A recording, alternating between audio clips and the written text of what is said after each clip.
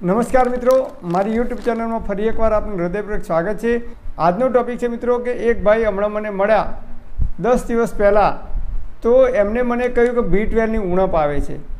તો એમને કહ્યું કે B12ના ઇન્જેક્શન એક વખત નહીં પણ 2 વખત એમને એનો કોર્સ પૂરો કર્યો। આજથી 1.5 વર્ષ પહેલાં એમને B12ના ઇન્જેક્શન લીધા હતા, તો 1-1.5 વર્ષ પછી ફરીથી એમને B12ની ઉણપ આવી અને ફરીથી એમને B12નો કોર્સ કર્યો। તો એમને મને કહ્યું કે મારા શરીરમાં B12નો ઉણપ કેમ આવે છે। એમને મને કહ્યું કે આયુર્વેદમાં એવો કોઈ ઉપાય છે કે જિંદગીમાં જીવો ત્યાં સુધી B12ની ઉણપ ના આવે।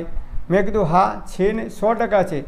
તો એમને કહ્યું કે મારા શરીરમાં B12ની ઉણપ કેમ આવે છે, વર્ષે 1.5 વર્ષે કે 2 વર્ષે ફરીથી મારે ઇન્જેક્શન લેવાની જરૂર પડે છે। તો મેં એમને કહ્યું કે તમે આ ઉપાય કરો, જિંદગીમાં જીવો ત્યાં સુધી B12ની ઉણપ નહીં આવે।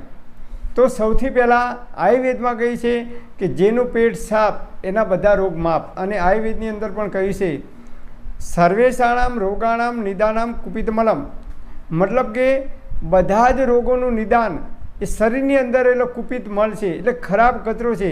જો આપણા બોડીની અંદર, શરીરની અંદર રહેલો ખરાબ કચરો, ખરાબ કોલેસ્ટ્રોલ, કુપિત મલ એ જો બહાર નહીં નીકળે, એને બહાર કાઢવામાં નહીં આવે તો આપણા શરીરમાં અનેક પ્રકારની બીમારીઓ સમય આવે ત્યારે થઈ શકે છે। મેં કીધું કે તમે 7 દિવસ આયુર્વેદની લાઈફસ્ટાઈલ અપનાવો।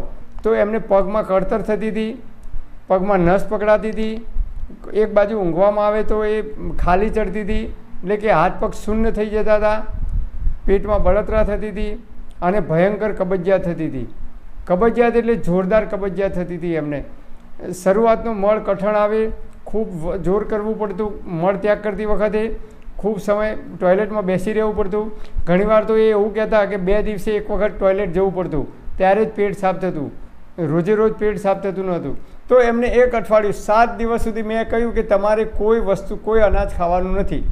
દાળ ભાત શાક રોટલી પૂરી ભજીયા, દૂધ ચા કોફી, દૂધની બનાવટો, દહીં છાશ બધું જ મેં કીધું તમે બંધ કરી દો।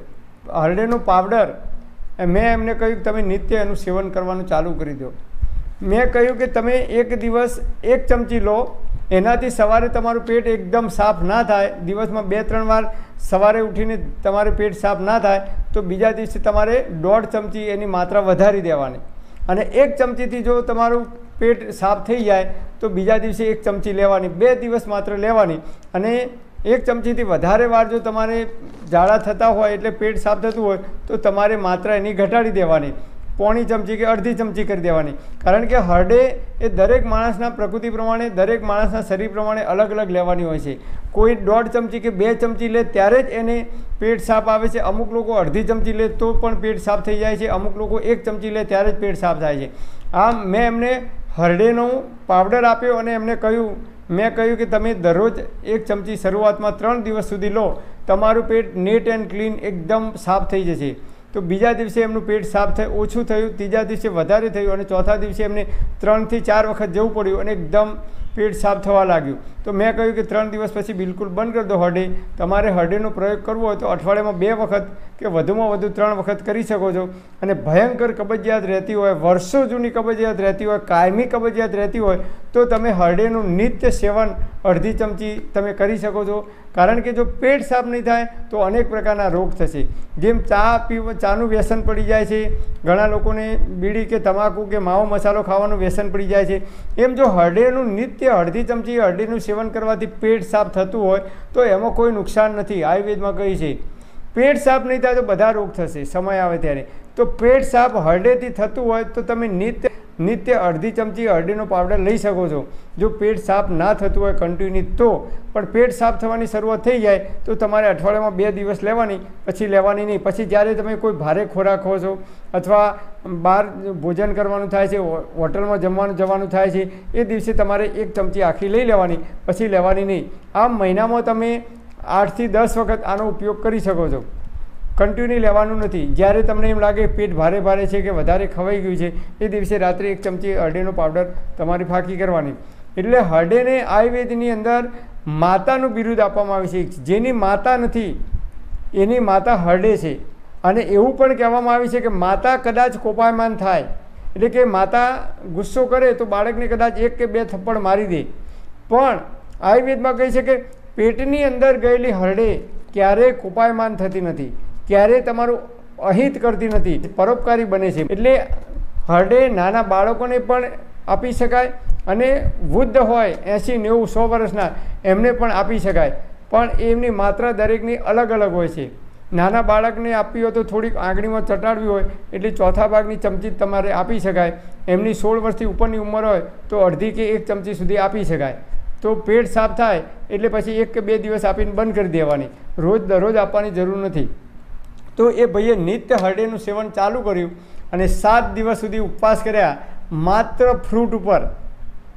અને 16 કલાકનો ઉપવાસ મેં એમને કહી દીધું કે દરરોજ તમારે 16 કલાકનો ઉપવાસ કરવાનો, સૂર્યાસ્ત પછી ભોજન નહીં કરવાનું.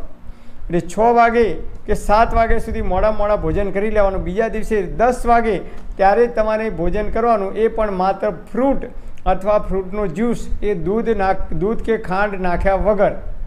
અને ખાટા અને મીઠા 2 ફળ એક સાથે ખાવાના નહીં. ફળ ખાધા પછી તરત ક્યારેય પાણી પીવાનું નહીં. બસ આટલું પ્રકૃતિના નિયમોનું પાલન કરશો તો 7 દિવસમાં એમના પગમાં કળતર થતી હતી એ દૂર થઈ ગઈ. B12ની જે ઉણપ આવતી હતી, પગમાં નસ પકડાતી હતી, એ પણ પ્રોબ્લેમ દૂર થઈ ગયો ધીરે ધીરે. અને એ રાત્રે સૂઈ જાય અને ઉઠે તો સવારે એમને ખાલી ચડતી હતી હાથ પગમાં, તો એ ખાલી ચડવાનો પ્રોબ્લેમ પણ 7 દિવસમાં દૂર થઈ ગયો. અને એમના પેટમાં જેટલી પણ ગંદકી હતી એ તમામ પ્રકારની ગંદકી ધીમે ધીમે 7 દિવસની અંદર દૂર થઈ ગઈ. તો તમને પણ કોઈ પણ પ્રકારની બીમારી હોય આપણા શરીરની અંદર તો આયુર્વેદમાં કહે છે કે લંઘનમ પરમ ઔષધમ, એટલે કે ઉપવાસ કરવો જોઈએ. અને આજનું મેડિકલ સાયન્સ પણ એને સ્વીકાર કરતું થઈ ગયું છે. અને ઇંગ્લિશમાં પણ કહેવત છે fasting is the best medicine in the world. એટલે ઉપવાસ એ દુનિયાની સૌથી બેસ્ટ મેડિસિન છે.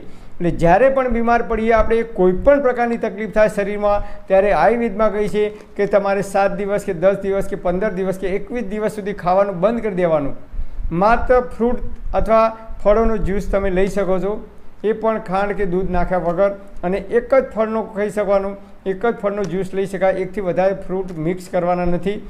અને અત્યારે ઉનાળાની અંદર મેં એમને કહ્યું તમારે શેરડીનો રસ પીવાનો, અને એ પણ બરફ નાખ્યા વગરનો અને તાજો પીવાનો, ફ્રીજમાં મૂક્યા વગરનો. તો સવારે 10-11 વાગે તમે પી શકો છો, બપોરે 1-2 વાગે પી શકો છો.